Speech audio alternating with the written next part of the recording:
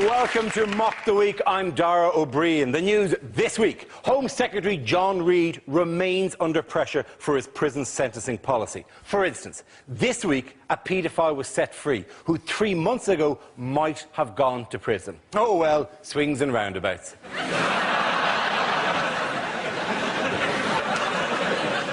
It is now standard police procedure to ask the suspects, do you have a criminal record? And if they say yes, to ask, do you have any idea where it is? Denying that new super casinos were a bad thing, a government spokesman insisted that they would not represent a tax on the poor, adding, no, you're thinking of scratch cards. Church leaders have condemned the super casinos, saying gambling offers a false hope to the impoverished and that people should instead be putting all their faith into a shiny, beardy man who lives on a cloud. Blackpool lost out in their bid for the super casino. This is the worst news to hit the town since Joe Pasquale extended his summer season. A duck in America has come back from the dead twice. After first being shot by hunters, revived after 2 days in a fridge, it then stopped breathing on the operating table as they repaired its wing and had to be revived with an oxygen mask. Its condition was later described as delicious. Joining me tonight are 6 of the country's top comedy performers: Andy Parsons, Ed Byrne, Russell Howard and Frankie Boyle, Hugh Dennis and Gina Yashere. Welcome to the show.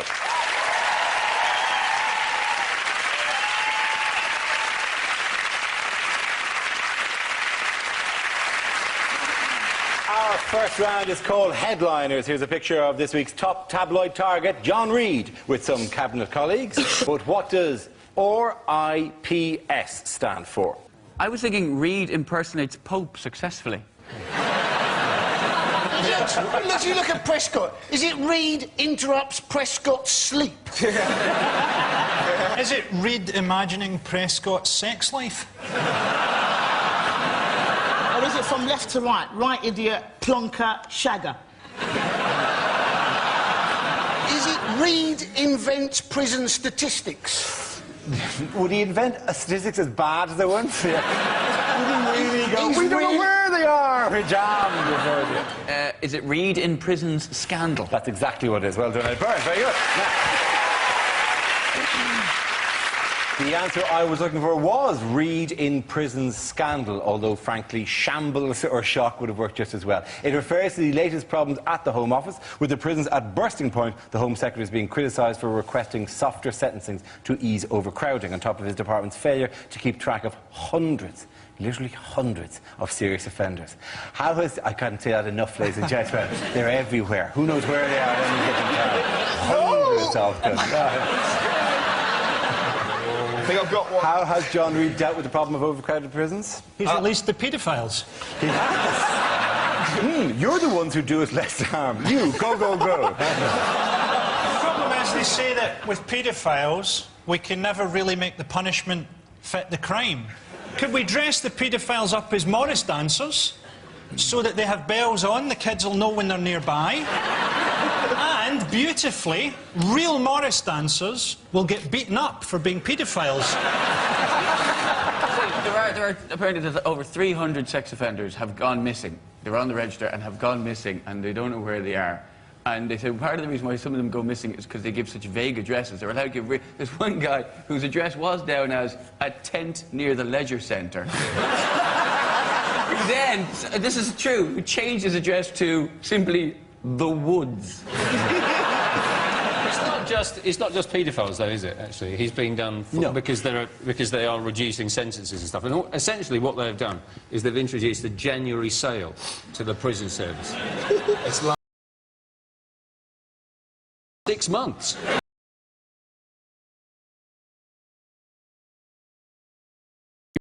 You're absolutely free. He's trying to say that the Home Office is like renovating a house. You pull back the wallpaper and you problems behind there, but I've renovated a couple of houses. I never pulled back the wallpaper and found a paedophile in the plaster. Right? Was one of the solutions they're thinking of Sweden. Right, but you don't get straight to court. They wait, right? They wait until there's a space in prison. It's called the one-in, one-out system. You queue to go to prison. seems a very British way of sorting things out, doesn't it? You hear this little voice going, OK, cell number 4. Well, it'd be more like some sort of really grim Argos. And Argos is relatively grim at the best of times. But a really, really grim Argos, where instead of getting some sort of cheap barbecue set, you actually got banged up for 6 months. Couldn't we just build a wall round Liverpool?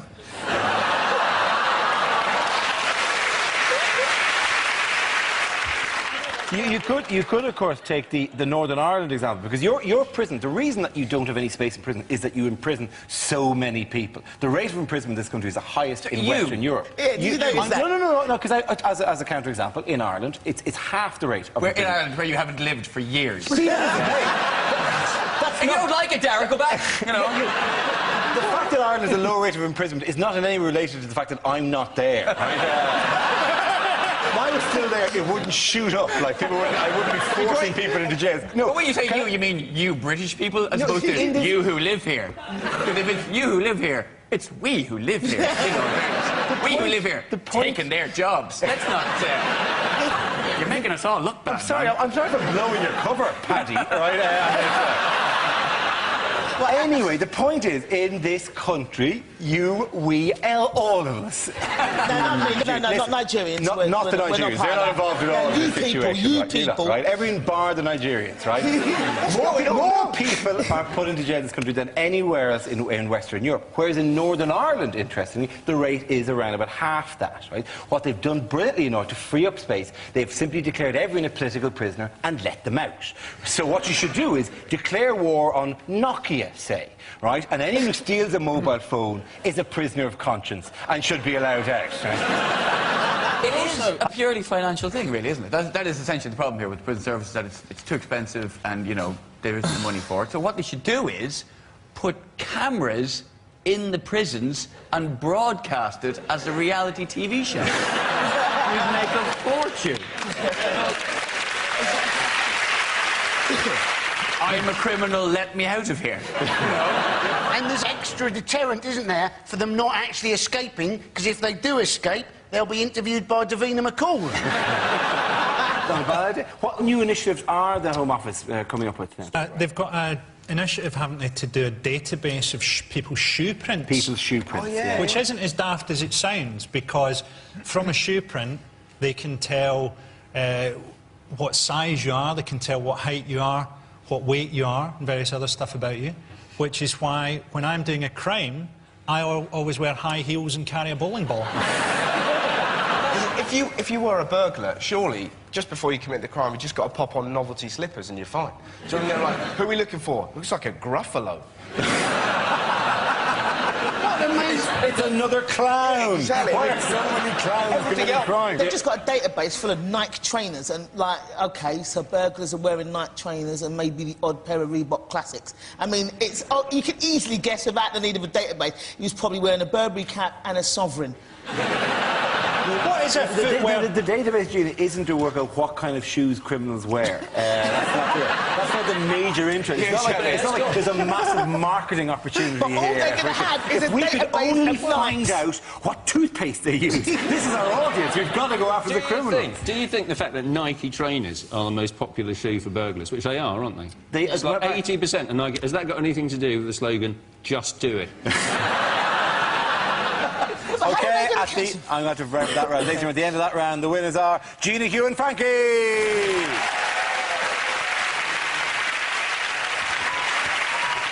The next round is called Between the Lines and features Hugh and Frankie. Would you please make your way to the press pit? In this round, one of them takes on the role of a person in the news addressing the media, while the other translates what they really mean. Frankie, you are US President George W. Bush making a State of the Union address. Hugh, you will tell us what he really means. My fellow Americans. Many people are surprised that I've committed another 20,000 troops in Iraq.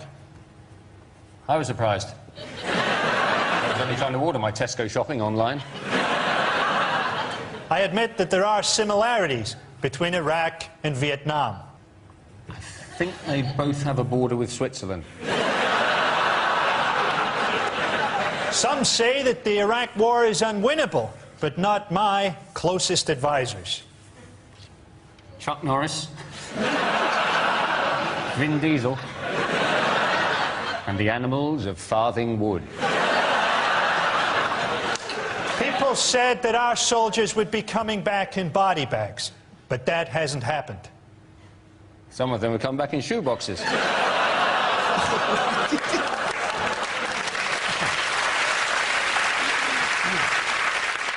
Thanks to me, the war on terror will be won.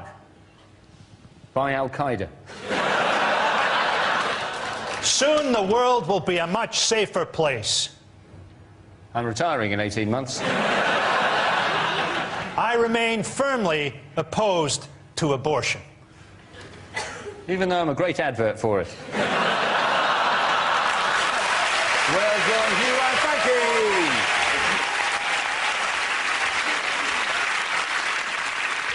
Now we play a round called Super Casino Mega Joke Roulette. This game involves Gina, Andy, Frankie and Russell. So if you can make your way to the performance area, please. It's our stand-up challenge with a random news generator containing the bank of topics. We spin the wheel, and when it stops, anyone can step forward and try to make us laugh about that subject. OK, here we go. Let's spin the wheel for the first topic. And it is parenting. Who wants to come in on that? Gina. I'm not a big advocate of parenting. You can obviously tell I haven't got kids. I love kids, I just love holidays a lot more, that's all. Because kids are expensive, they're expensive. Christmas has gone, I'm glad it has, because kids do not believe in Santa anymore. But then, having said that, I didn't believe in Santa either. But that's because my mum's Nigerian. There was no way she was going to let a fat white man take the credit for all her hard work. Yeah,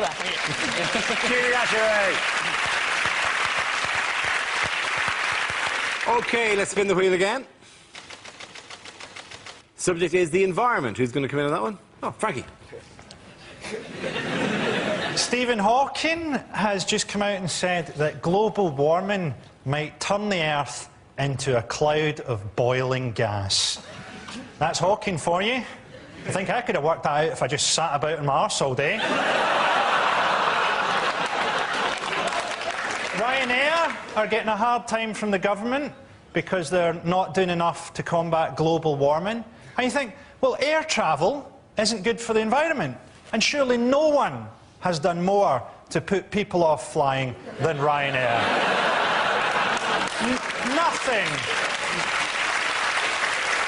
Nothing punctures that James Bond image quite like being sold peanuts by a stewardess who looks like she survived Hiroshima. There's no way that Ryanair are as big a polluter as China, although Ryanair do have a worse record on human rights. Thank you very much, Frankie Boyle. OK, that leaves us with the entire other side of the room, Andy and Russell. Let's spin the wheel. The next topic is the body beautiful. Who wants to come in on that? We come in all shapes and sizes, don't we? Like, good example, my mum has recently joined an under 5 foot club, you know. I'm not lying, you haven't seen a prettier sight until you've seen a load of tiny ladies sat around a table, their feet barely touching the floor.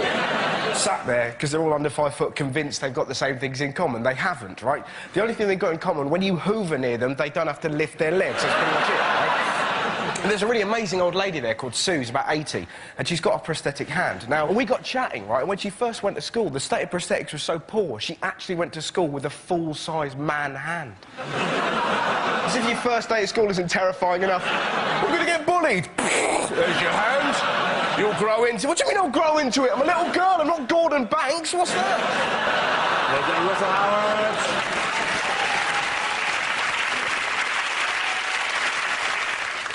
And Andy, that's who you've been left with.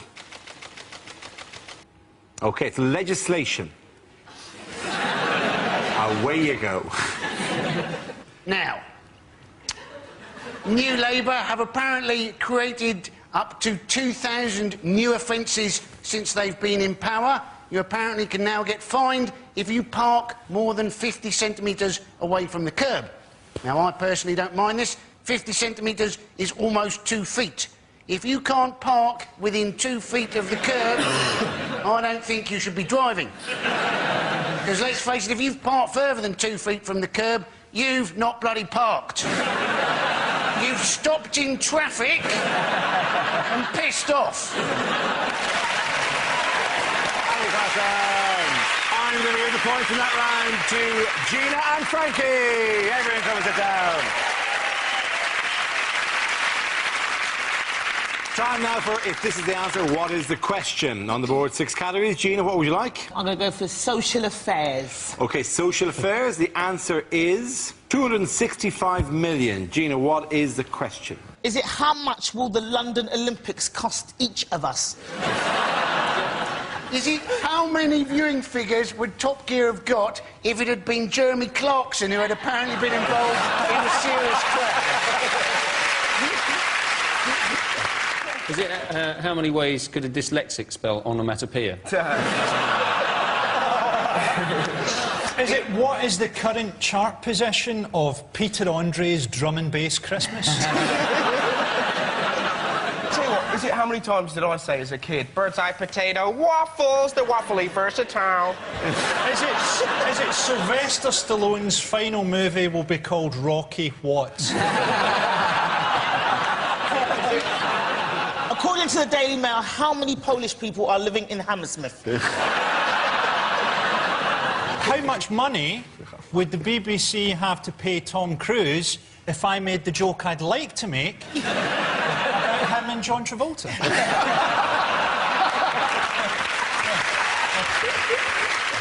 Is it how much is going to be invested in the super casino? Yes, it is actually. Very good. Well done, Hugh.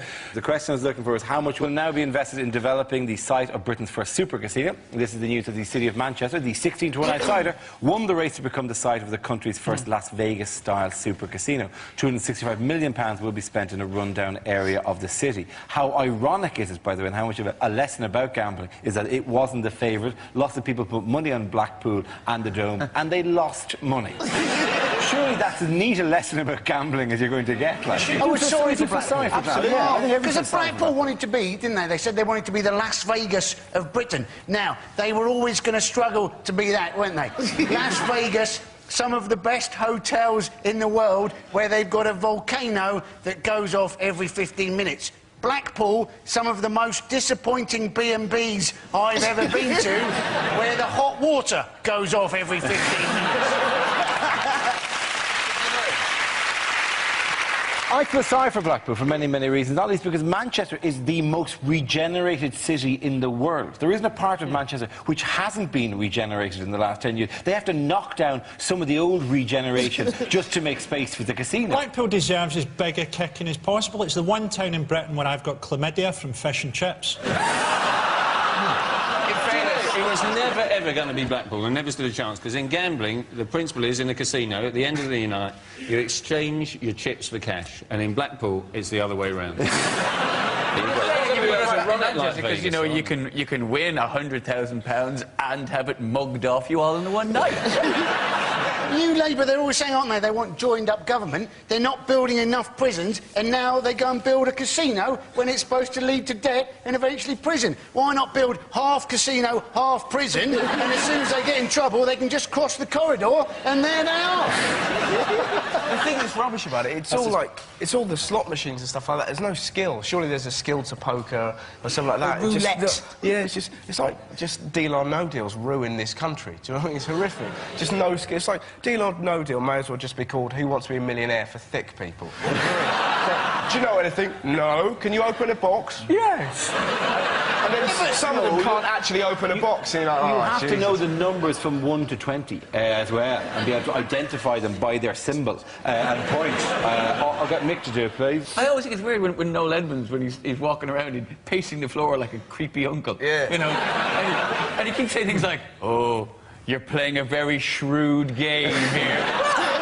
I'm very shrewd. I'm pointing at a box going, "Open that one." Oh, you shrewd man. You're wearing spray-on trousers, you creepy lizard.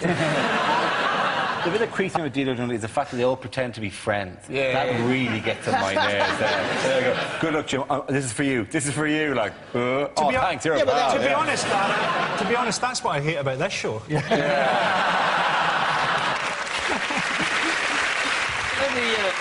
The other part of the gambling. I hasn't been godfather to my child. That's what's funny about that line. I think, you know, super casinos are terrible because, I mean, people are too vulnerable to cope with this. I mean, people in Britain are addicted to eBay. How are you going to cope with £1 million prize money if you're up till 3 in the morning trying to buy second-hand pyjamas?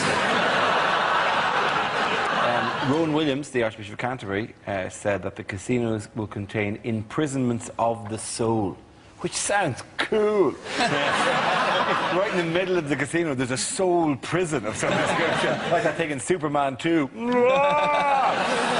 It's like a hologram of James Brown. Welcome to the soul prison. Speaking of obsessions, what did 3,986 people in Britain have removed last year? Oh, is this man boobs? Yeah. No, it's not man boobs, no. Oh, I thought this was fat. No. It was It was fat, yes, it was fat. That's the amount of people who chose to have liposuction, or liposuction, was almost 4,000 people in the last year chose to have liposuction. The thing I love about liposuction, you always see them, you know, like in Bella magazine, those magazines you see the doctors, it's always that, my horror plastic surgery story. It's always that, I went in for a tummy tuck and came out with a bum for a face. It really is a bit odd, though, that men... I mean, it surprised me that so many men did it. It was about 5% of these people were blokes. Yeah. And that really surprised me, because I would have thought a major difference between the sexes is that women are generally worried about how they look. And men, even the Elephant Man, probably woke up in the morning, looked in the mirror and went, yeah, looking good. In fairness, it's just not... It doesn't happen. No, you know, in fairness, he went, yeah, looking good. I'm no looker, but I'm funny. Having your man boobs done is a very sort of decadent kind of stage to get to, though, isn't it? That's why, when I had mine done, I donated them to an African transsexual. Very kind of you. The man boob statistic, just so there were 90,000 instances of cosmetic plastic surgery that go on during the year. There are 177 moobs, right? All the papers ran. Well, 177 moobs? No, 354 moves, I suppose. 177 operations to remove the moves. Like, like one guy went, just do that one. What about this one? What are we supposed to do here? Doink, doink, doink. That's lovely. Doink, doink, doink, actually, rather well. Wasn't it a pig noise? Anyway, so... These statistics, though, they all come, don't they, from the British Association of Aesthetic Plastic Surgeons. Now, given their major thing is to do with breast surgery, isn't brilliant that the abbreviation for them is BAPS. It's fantastic, isn't it? The statistics offered this week were that all types of plastic surgery went up significant numbers of percentage points, except for one, which went down. Eyelid surgery. Not eyelid surgery. What's that? What's the whole thing about eyelid surgery? I have no idea. What's the one? I have no idea. Why are you asking me? I can understand, like, I don't know, maybe a bloke having more blokes having eyelid surgery. I can only imagine that they're having it done to keep their eyes open while their women are talking about commitment or something. I really do want to get married, The only type of cosmetic procedure that's become less popular are having your ears corrected. Apparently getting the things pinned back. Suddenly, no one wants to do that anymore. I've had that. Have you had that done? Yes. I was born with what they call bat ears. Nice of them. And I had them done, and the reason that my earlobes are so incredibly weird was that the stitches fell out, and the surgeon said, oh, you know, I'll have you back and I'll redo that. And he then died. Also managed to you got the last laugh, then. Yeah. Do you navigate your way around by radar? Thanks for helping with the pain here. The winners of that round are Frankie, Hugh and Gina. Now we come to our final quickfire round called Scenes We'd Like to See. This is for everyone, so you could make your way over to the performance area, please. I call it ideas for scenarios we'd love to see, and the performers come in with their suggestions. OK. The first subject tonight is what a TV chef would never say. So, that's the bird plucked and stuffed. All that remains is to kill it. Welcome to One Fat Lady. And And here, what you want to do is put a little bit of the brown mixture in the tin and then sprinkle a little bit of hash on the top of it. Well, these Korean meatballs really are the dog's bollocks.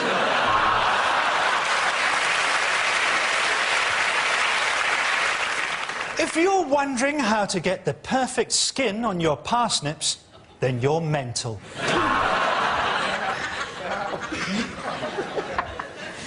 Hello, I'm Delia Smith, and today we're going to cook a panda. Am I invisible in this fucking jacket?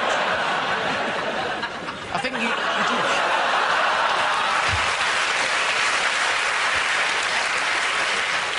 So, I've marinated it for half an hour, seared it for 15 seconds, and now I'm drizzling it on my buttocks. You just need two things to make this dish. What you need is a takeaway menu and a phone. Tonight on Russian Cookery, cyanide, polonium, and a crab stuffed with explosives.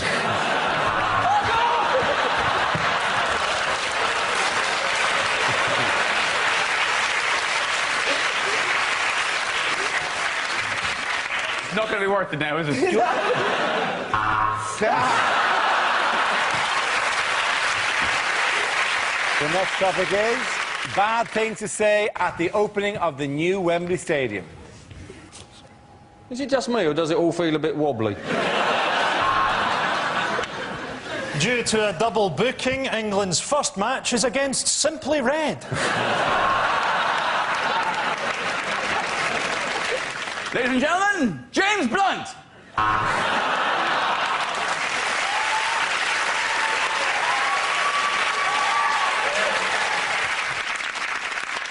Welcome to the 2008 Cup Final. So if you could all make your way to the coaches, we're on our way to Cardiff. And all for the same price as building a rope ladder between the Earth and Jupiter. Can Mr. Bin Laden report to lost property, please? Mr. Bin Laden. And who knows, maybe here, one day, with the right linesman, England can cheat their way to another World Cup. And maybe one day, with the right bunch of hooligans from Scotland, these goalposts can get trashed all over again. Cost £100 million to demolish Wembley. If you'd had your last game against Scotland, we'd have done it for nothing. We'll leave it at that, ladies and gentlemen. We're going to leave it at that. The winners of that round are Russell, Ed and Andy. Everyone come back.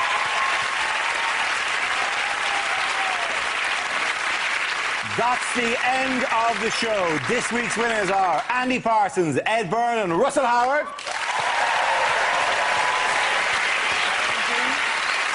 Commiserations to Frankie Moore, Hugh Dennis and Jeannie Ashery. Thank you for watching. I'm Darwin. Good night.